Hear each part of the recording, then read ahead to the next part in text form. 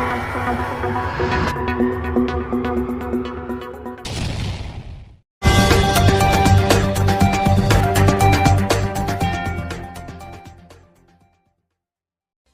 मैं हूं सौरभ।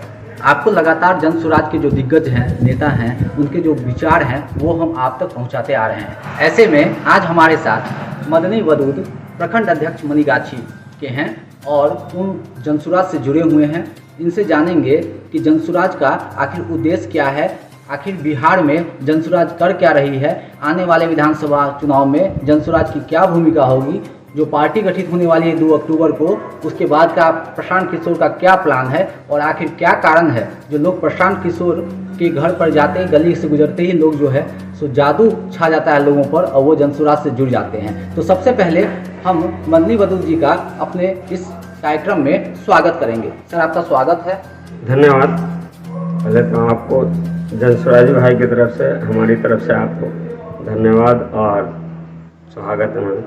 सबसे पहले हम जानेंगे कि आखिर जन स्वराज का उद्देश्य क्या है। जन स्वराज का उद्देश्य है कि हमारा जो बिहार का स्थिति है उसको बदलना, बिहार का जो सिस्टम है, स्थिति है, उसको बदलना उद्देश्य है, जिसके लिए हमारे प्रशांत किशोर जो सूत्रधार है हमारे जन स्वराज के, वो पूरा कठिन परिश्रम कर रहे हैं। 2022 से यात्रा में जो निकले हुए हैं, आज तक यात्रा कर रहे हैं।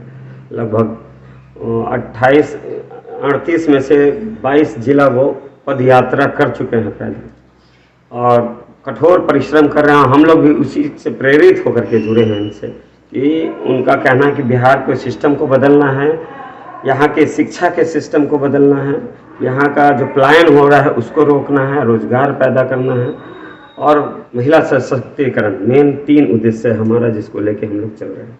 2 साल से जो जन स्वराज का पदयात्रा चल रहा है प्रशांत किशोर जी के नेतृत्व में, आगामी 2 अक्टूबर को प्रशांत किशोर ने पार्टी गठन करने का ऐलान पूर्व में ही कर चुका है। तो ऐसे में अगर जन स्वराज पार्टी गठन होता है तो आगामी विधानसभा चुनाव में जन स्वराज की क्या भूमिका होगी? निसंदेह आगामी चुनाव में तो हम लोग लड़ ही रहे हैं और पूरे 243 सीट से लड़ेंगे और हमारी सरकार तो बनेगी, इसमें भी कोई डाउट नहीं है। और हमारा जो संकल्प है, हमारे सूत्रधार का जो संकल्प है, उसको पूरा करने की हम लोग पूरी कोशिश करेंगे। सरकार बनेंगी तो उन्होंने तो वादा किया है कि सबसे पहले 2000 जो हमारे पेंशनधारी है, वृद्ध पेंशन, जैसे 60 साल के बाद जो भी महिला हो पुरुष हो जिसको भी अभी जो 400 रुपया मिल रहा है उसको 2000 करेंगे सीधा। पहला उद्देश्य महिला सशक्तिकरण के लिए काम कर रहे हैं हम लोग, उसमें करेंगे। पलायन को रोकना है। 10 से 15 हज़ार की नौकरियां 1 साल के अंदर में उन्होंने वादा किया है और वो होगा, पूरा होगा, वो संकल्प पूरा होगा। और तीसरा है कि शिक्षा, हर प्रखंड में इंटरनेशनल लेवल का स्कूल हर साल बनेगा। यानी कि अगर 5 साल सरकार रहती है, हर प्रखंड में आपको 5 इंटरनेशनल लेवल का स्कूल बनेगा, जिसके बच्चा का आने जाने का सुविधा से लेकर के रख रखाव हर चीज़ का उसमें देख रेख सरकार की जिम्मेदारी होगी। ये उनका वादा है और ये हम लोग पूरा करके रहेंगे। अभी 2 अक्टूबर को जन स्वराज की पदयात्रा का 2 साल पूरे होने वाले हैं और ऐसे में लाखों की संख्या में लोग जन स्वराज से जुड़ते जा रहे हैं, जन स्वराज के सदस्य बन रहे हैं। जिस गली, चौक, चौराहे और नुक्कड़ और गांव से प्रशांत किशोर गुजरते हैं, ऐसा क्या जादू हो जाता है कि लोग प्रशांत किशोर के जन स्वराज पदयात्रा का हिस्सा बन जाते हैं और सदस्य बन जाते हैं। ऐसा क्या जादू चलता है प्रशांत किशोर का, क्या व्यक्तित्व है प्रशांत किशोर का, इसके बारे में हम आपसे जानना चाहेंगे। व्यक्तित्व तो ऐसा है, वो तो आप अपने मुंह से ही आपने उसका विश्लेषण कर ही दिया कि क्या व्यक्तित्व है, जादू चल जाता है। हकीकत ये है कि उनकी बातों में सच्चाई है और दृढ़ संकल्प है, जो वो करना चाहते हैं और करके रहेंगे। और ये जो आप देख रहे हैं कि पिछला जो चुनाव हुआ था उसमें देखिए बहुत लोगों ने नोटा का बटन दबाया। ये क्या है? ये दर्शाता है कि पब्लिक को विकल्प चाहिए और वो विकल्प था नहीं पहले, अब हम विकल्प बन के आए हैं। ये वजह है कि पब्लिक आगे से बढ़ बढ़ के हमसे जुड़ रही है। देश में अक्सर आधी आबादी महिला सशक्तिकरण का मुद्दा उठता है। कई पार्टियां जो है महिलाओं को अपने चुनाव के लिए, टिकट के लिए शामिल करती है, लेकिन जब चुनाव का समय आता है तो बहुत सारी ऐसी पार्टियां हैं जो महिलाओं को नाम के लिए उनको टिकट दिया जाता है, खाना पूर्ति करती है, वो फिक्स नहीं रहता है कि कितनी महिलाओं को क्या टिकट दिया जाएगा। ऐसे में जनसुराज महिलाओं को टिकट देगी आने वाले विधानसभा चुनाव में? अगर देगी तो कितनी विधानसभा चुनाव में महिला कैंडिडेट जनसुराज उतार सकती है? एकदम सत्य कथन आपने कहा कि महिलाओं को लोग लॉलीपॉप देते हैं, उनका नाम का इस्तेमाल करके काम तो अपना कर लेते हैं, वोट ले लेते हैं पब्लिक से, लेकिन वो कहनी और कथनी में पूरा अंतर रहता है। लेकिन हमारा जो एकदम संकल्प दृढ़ पहले से उन्होंने अनाउंसमेंट कर दिया है कि 40 सीट महिला के लिए फिक्स है, उसके बाद 2 से 47 में 40 सीट महिला का फिक्स्ड है।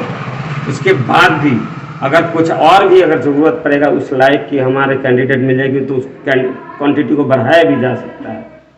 और 2 से 43 सीट में तो 40 सीट हमारा इसमें नो डाउट लड़ेगी।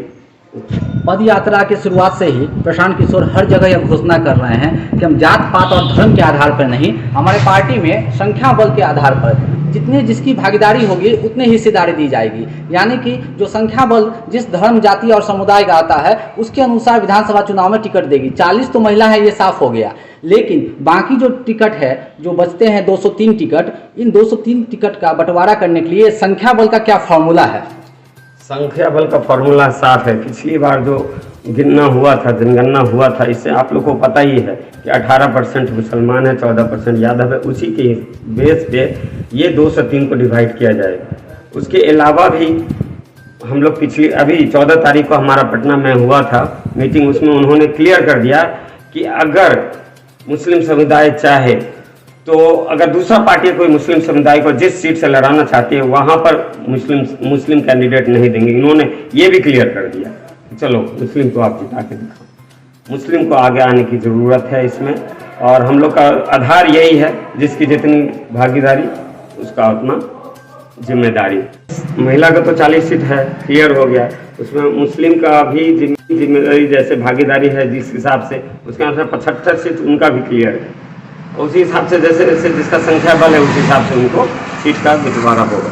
ये एकदम क्लियर है, इसमें कोई ये जात वो जात छोटी बड़ी या ये सब कोई माने किंतु परंतु कुछ नहीं है, इसमें क्लियर है बात हम लोगों का। और हमारा जो पार्टी का जो बात है एकदम क्लियर खुली किताब के जैसा होता है। जो कहनी और कथनी में जैसे लोग करते हैं वो नहीं है, जो कहते हैं वही करते हैं। जैसे हमारे प्रशांत किशोर ने रोजगार की बात की, आपको मिसाल के तौर पर मैं बता दूं, रोजगार उन्होंने अभी पार्टी नहीं बनी है, रोजगार अभी से देना शुरू कर दिया।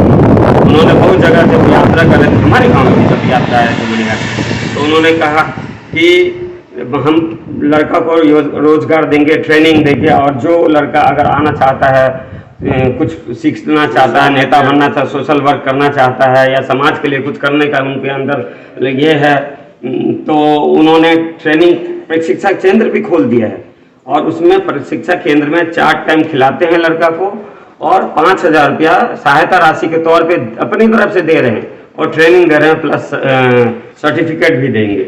ये सब ऑलरेडी चालू हो गया। कैंपरोल में खुल गया, बहादुरपुर में खुल गया है, हमारे मनीगाछी में भी अब खुलने वाला है।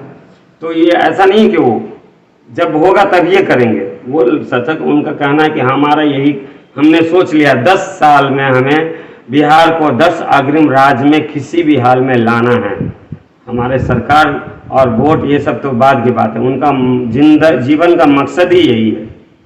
सही लोग सही सोच सामूहिक प्रयास, ये जो नारा दिया गया जनसुराज के द्वारा, आखिर हमेशा देखा गया है यहाँ की जितनी पार्टियाँ इससे पहले भी चुनाव लड़ी है कि बहुत सारे ऐसे नेता होते हैं जिन पर करप्शन का चार्ज लगा होता है, और जब टिकट नहीं मिलता है तो वो दल बदल देते हैं। बहुत सारी ऐसी पार्टियां भी हैं जो अगर आप उनके दल में चले जाते हैं, करप्शन का चार्ज है तो वो चार्ज धुल जाता है, भले उससे पहले वो उस पर कितना भी निशाना साधे।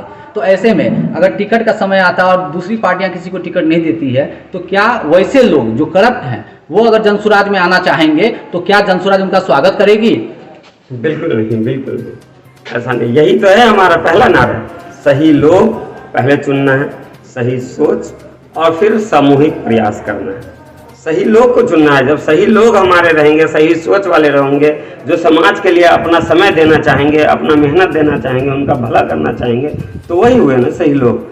और अगर ऐसे लोग रहेंगे तो उस पर करप्शन का चार्जेस नहीं। और हमारे पार्टी में तो पहले ही करप्शन का चार्ज वैसे लोगों को तो टिकट सवाल ही नहीं है मिलने की। आपका जैसा प्रश्न था। प्रशांत किशोर जनसुराज को लेकर के बिहार वासियों के लिए दिन रात मेहनत कर रहे हैं। टिकटों की भी बात हो गई कि जो टिकट का बंटवारा होगा 40 महिलाओं को दिया जाएगा, 75 मुसलमानों को दिया जाएगा। अगर प्रशांत किशोर का जनसुराज का पूर्ण बहुमत से 2025 में सरकार बनती है तो देश के जो अग्रणी राज्य हैं उसमें बिहार का नाम आने वाले 10 सालों में शामिल हो सकता है। अगर हो सकता है तो क्या प्लान है प्रशांत किशोर का? हो सकता है नहीं, हो जाएगा। ये खाका पूरा तैयार है बस सरकार बनने के लिए। सरकार बनते ही काम उस पर पूरे जोर शोर से तैयारी के साथ। ऐसा नहीं कि सोचना पड़ेगा या क्या करना है तब सोचेंगे, ऐसा नहीं है। प्लानिंग सब रेडी है, खाका तैयार है, उनके दिमाग में ब्लूप्रिंट बना हुआ है कैसे करना। और 10 सालों में 10 अग्रिम राज्य में नाम आएगा बिहार का। ये हमारा दृढ़ चैलेंज है, पूरा संकल्प है हमारा। मनीगाछी विधानसभा से आप हैं, मनीगाछी प्रखंड के प्रखंड अध्यक्ष हैं जनसुराज के। मनीगाछी के जो लोग हैं, खासकर दरभंगा जिलावासी भी हैं, उनसे आप जनसुराज के सदस्य बनने को लेकर या जनसुराज से जुड़ने को लेकर क्या अपील करना चाहेंगे? और साथ में यह भी आप जवाब दें कि आखिर जनसुराज से लोग जुड़ेंगे क्यों? हम अपने जनता जनार्दन, जनता मालिक से ये अपील करना चाहेंगे कि आप लोग तो देख ही रहे हैं हमारे सूत्रधार प्रशांत किशोर कितना मेहनत कर रहे हैं हमारे लिए। न जन धन मन से मेहनत कर रहे हैं, प्रयास कर रहे हैं। किस लिए? सिर्फ बिहार की स्थिति बदलने के लिए, यहाँ का सिस्टम बदलने के लिए। और आप अगर चाहते हैं कि आपका बच्चा आगे चल के अच्छा शिक्षा प्राप्त करे, आपका बच्चा को रोजगार पाने के लिए बाहर दूसरे स्टेट में ना जाना पड़े, दूसरे देश में ना जाना पड़े, तो आप हमारे और हमारे बुजुर्गों को ये जो 400 रुपये का लॉलीपॉप देता है वो एक इज्जत सम्मान का 2000 पेंशन अगर मिले जिससे कुछ उनका हो सके। अगर आप लोग ये सब बेहतरी करना चाहते तो ज़्यादा से ज़्यादा हमसे जुड़िए और हम रात दिन आपके लिए करने के लिए तैयार हैं। आपसे हम अपील करते हैं कि आप हमसे ज़्यादा से ज़्यादा जुड़िए। चैनल को like, comment, share and subscribe जरूर।